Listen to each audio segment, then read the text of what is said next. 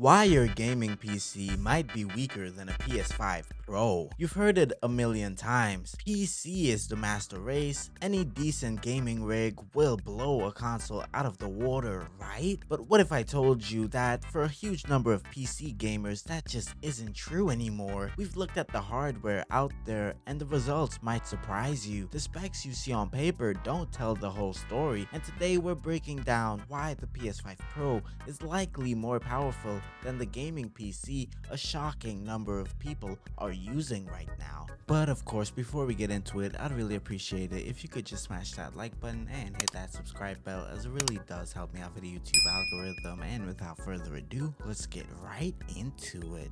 Let's get real for a second. The idea of an average gaming PC is some high-end monster is a total myth. For the facts, we just have to look at the Steam hardware survey. While enthusiasts and influencers are busy showing off their top-of-the-line GPUs, the data points to a very different picture for the silent majority. A massive chunk of the player base is running graphics cards 8 gigs of VRAM or less. We're talking about workhorse cards that are still incredibly popular, like GTX 1650 and the RTX 3060. This isn't a knock on those cards. It's just the reality of budgets and how often people can afford to upgrade.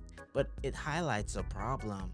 The common wisdom is that PC is always more powerful choice, but for this huge slice of the market, their hardware is falling behind a very important benchmark, and that's the highly optimized fixed game spec console. And that gap becomes even clearer when we put a popular modern PC build up against a PS5 Pro. To make this a fair fight, we're not gonna use an old dusty rig. We're looking at a popular mid-range PC build looks like in 2026. This would be something with a capable Ryzen 7600 series CPU or 16 gigs of RAM and a fast DDR5 RAM, of course, and a respectable RTX 4060 Ti graphics card. All in, a build like this is gonna set you back around $1,100 to $1,400, putting it significantly at a higher price bracket than the PS5 Pro $699 launch price. Now on paper, this PC looks solid. The CPU is generations ahead of what's in the PS5 Pro, and that GPU has some serious raw power,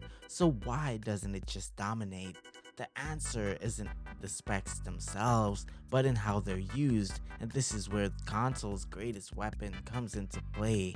They are super optimized. Think of it like this. A mid-range PC is like a mass-produced sports car. It has a powerful engine and great parts, but it has to be ready to drive on any road in any weather with any driver behind the wheel.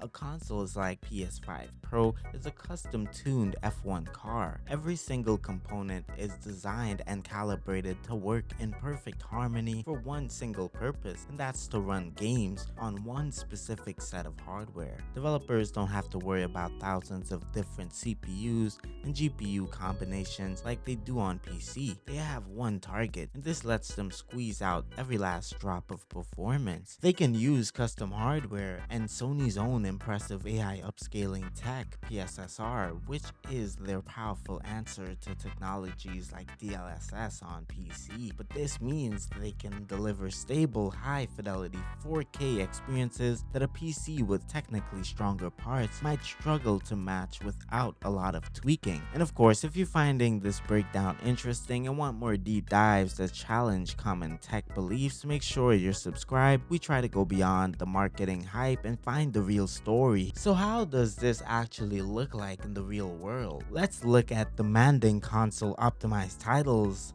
the kind built from the ground up for PlayStation hardware in games like Spider-Man 2 or Monster Hunter Wilds. The PS5 Pro often delivers a remarkably consistent and stable experience, targeting high resolutions with impressive ray tracing effects. When you try to run those same games on our RTX 4060 Ti build, the results can be surprising. To get a similar level of visual fidelity and a stable frame rate, you often have to start dialing down settings or leaning heavily on performance boosting tech like DLSS, and the raw power of the PC is definitely there, of course, but the out-of-box experience just isn't always as smooth. There's always something to tinker with, and the console's unified memory architecture and direct metal developer access create an efficiency advantage that pure teraflops can't always beat. Now, this doesn't mean the PC is obsolete. Far from it, of course. That $1,200 PC has some major advantages. Its modern CPU will always crush the PS5 Pros in CPU-heavy strategy games or when you're multitasking, but the flexibility is just unmatched.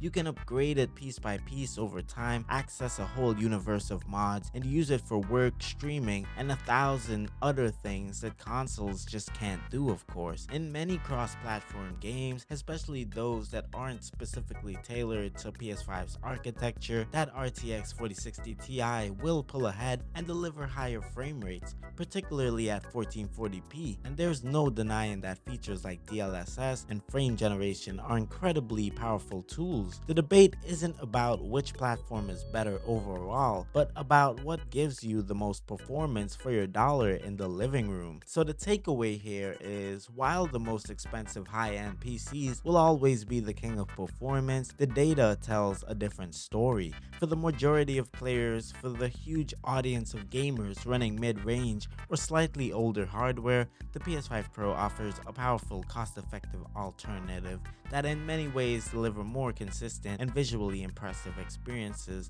without the hassle of constantly tweaking. It's a closed box for sure, but it's a perfectly optimized one. And of course, there's the debate about price when it comes to PlayStation Plus subscriptions over time, as they do add up, actually adding up to the price of a PC if you keep your PS5 throughout some years. Of course, that's always an advantage on the PC side.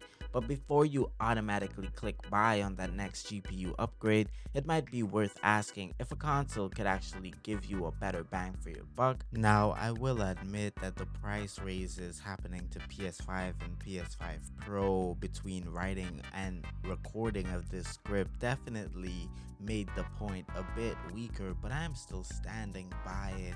PlayStation is offering a very comprehensive device that can play these games at high fidelity for long hours, no overheating, and it's just a great bargain. Honestly, if you just only care about the games. Of course, if you want productivity and stuff on top of that, PC will always win that debate. No question about it. PS5 can't do much but play games.